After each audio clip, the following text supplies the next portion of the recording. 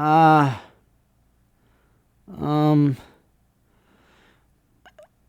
have questions.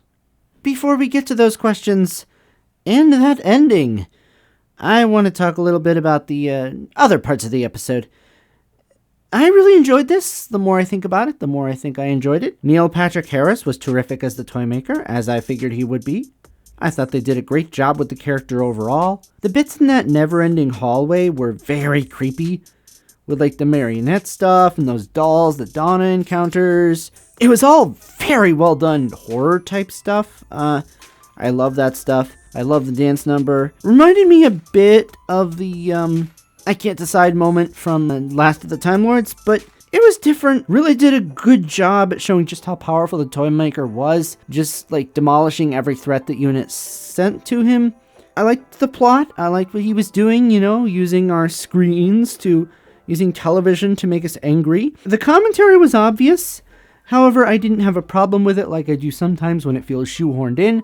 It didn't feel shoehorned in here. It felt very natural to the episode. A lot of shows, like I say, do shoehorn it in. Even some past modern Doctor Who has shoehorned it in. Seeing Mel back was great. She was utilized, her character. She didn't feel shoehorned in either. She fit. Unit, Kate, good to see them. Overall, it felt like a fitting finale for the 14th Doctor, and that it is what it felt like. It was kind of like a typical RTD finale regen episode. Typical up until the end, but we'll get to that in a minute. But before that, what else did I like? Oh, the gold tooth thing with the Master. It getting picked up at the end with that laugh, recreating the Last of the Time Lords end scene was a pretty good throwback for the fans. I'm guessing that's set up for the Master's return at some point, whether RTD will do it right away or not. I would like to see him in Ncuti's first season.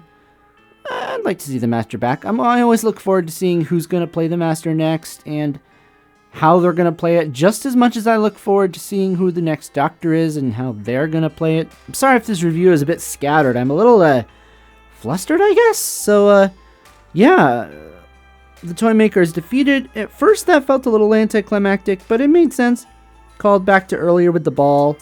I like that the Toymaker is defeated in the only way he could be, by losing the game. Curious to see if he'll be back at some point. I don't know if Neil Patrick Harris would play him or not. I would love to see Neil Patrick Harris return as the Toymaker. He plays villains so well. If you haven't seen Netflix's A Series of Unfortunate Events, that's a brilliant series. He plays Count Olaf. I don't know if you've ever read the books. I did when I was a kid, and I really liked them. And I feel like Netflix even improved upon what was brilliant about the books, and just, I don't know, it was so good. And Neil Patrick Harris, like I say, he played the villain in that. He was really good. Okay, moving on to the elephant in the room, or the bi-elephant. The bi-generation. Yeah. So it happens that Toymaker shoots him. At first I thought, oh wow, we're saying goodbye to Tennant this fast? And then I remembered, oh yeah, there was a filming report a while back when they were filming this of Ncuti in this episode hitting the TARDIS with a mallet. So I had a feeling that was coming when that scene came up. I thought, oh wow, that filming report was true. But yeah, another rumor that came out was the bi-regeneration thing. I had heard that earlier this week that they were going to regenerate into two people. The rumor was that David Tennant and Catherine Tate were going to go off on their own adventures. I don't know if that's going to be true or not, but it turns out the other part of it was going to be true. When I first heard the rumor, my first instinct was to poo-poo it. But then I thought, well, I used to poo-poo the Tennant return too, and that turned out to be true, so yeah, this turned out to be true as well. The bi-regeneration. I'm a little mixed, I'm not gonna lie. I feel like we're kind of robbed of a true regeneration. I always love oh, I'm new!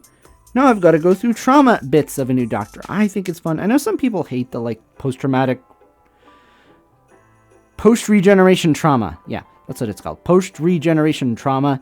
But I don't know, I always think it's kind of fun what they do with it. I love Matt Smith. Matt Smith is my favorite. Yeah, on the other hand, it's Doctor Who. It's always been a bit of a nonsensical, silly show.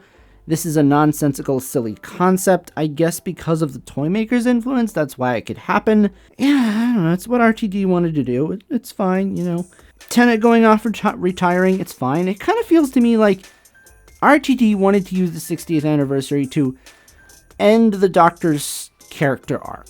He goes off and he rests after running and running and running, but at the same time he doesn't go off and rest because he splits into two, and the The other one goes off to have adventures, so it's kind of like, feels to me like I say, RTD wanted both, and he found a way to make that happen. I don't know if that's true or not, but it works, I guess.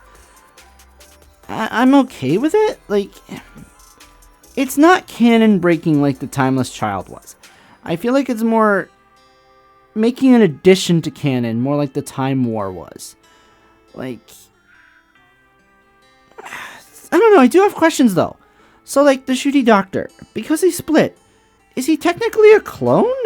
Are we now technically following a clone doctor traveling in a clone TARDIS? Or is it some timey-wimey thing where they both exist at the same time? Am I thinking about this too deeply? Yeah, it's probably that last one. I do want to make one point about this new controversial addition to Doctor Who lore though.